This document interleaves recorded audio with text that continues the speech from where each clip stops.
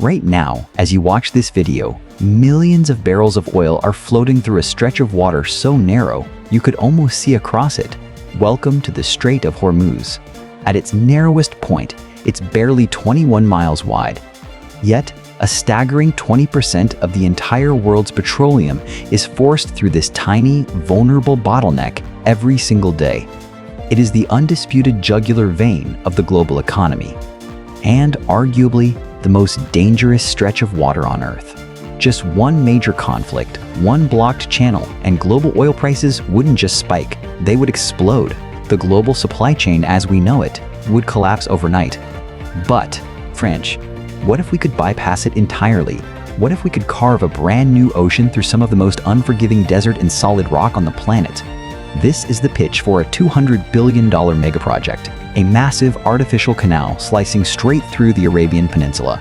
It sounds like absolute madness. But today, we're going to figure out exactly how to build it.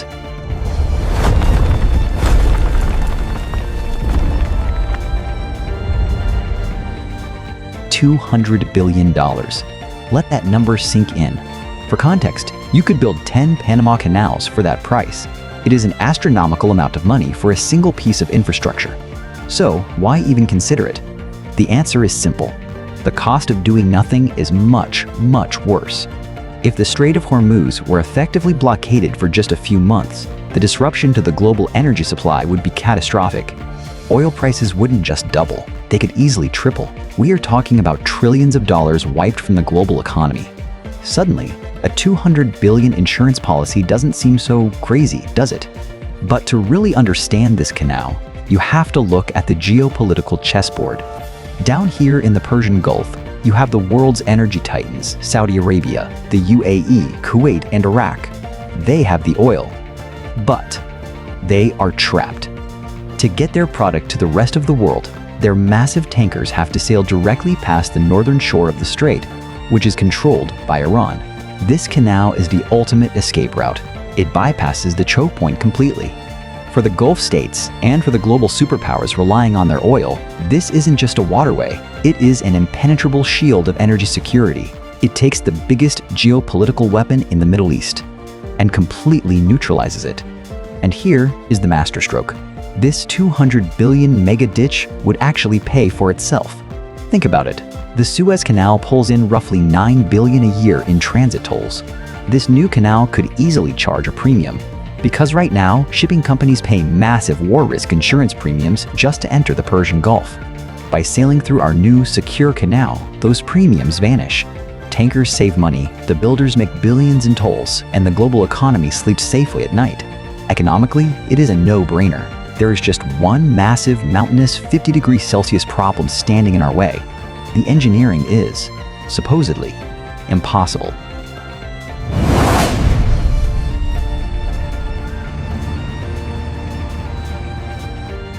If you look at the Suez Canal, it was essentially a straight ditch dug through flat sand. The Panama Canal had the luxury of flooding a valley to create a massive artificial lake. But our route?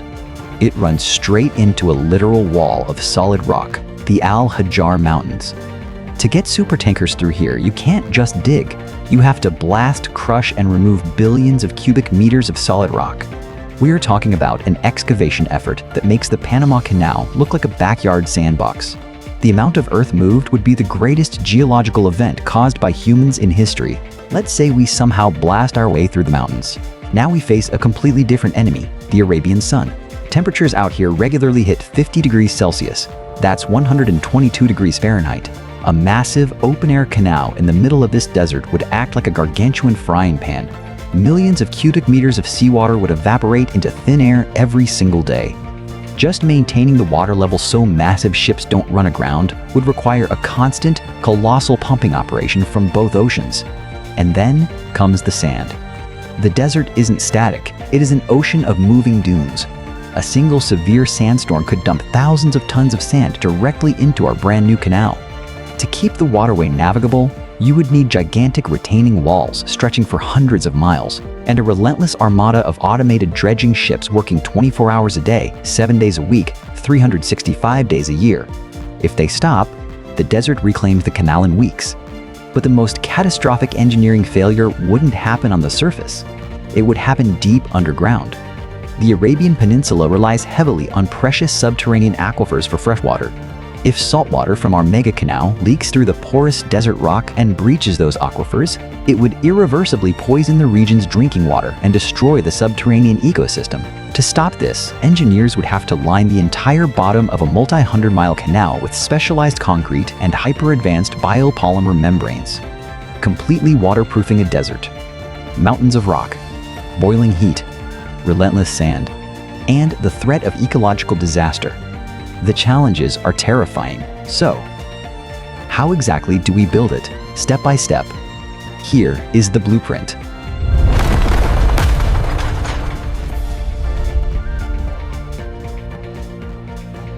You don't just start digging a $200 billion trench. Phase 1 is entirely digital.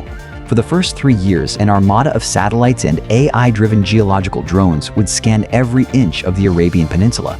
They are looking for the path of least resistance, dodging deep tectonic fault lines, avoiding the highest mountain peaks, and calculating the exact volume of rock that needs to be moved. Once the supercomputers lock in the optimal route, the real work begins, and it starts with the loudest man-made sounds on Earth. Welcome to Phase 2, the brute force phase. To carve a canyon deep enough for supertankers, engineering crews would deploy explosive charges on a scale never before seen outside of warfare. Millions of tons of solid mountain rock are vaporized every week. Following the blasts, an army of the world's largest excavators and autonomous dump trucks move in. They would operate in shifts 24/7 for over half a decade. By the time they finish, they will have moved enough earth to build the Great Pyramid of Giza, 100 times over. But remember our ecological nightmare? To protect the region's groundwater, engineers must now waterproof the desert. Fleets of specialized machines would line the entire hundreds of miles long canal bed with hyper-advanced biopolymer membranes and reinforced concrete. It's essentially building the world's longest bathtub. At the same time, at both ends of the canal, titanic steel gates are assembled. These megalocks, making the ones at the Panama Canal look like toys, are built to control the flow of the ocean, manage the elevation changes, and completely seal off the canal during massive sandstorms.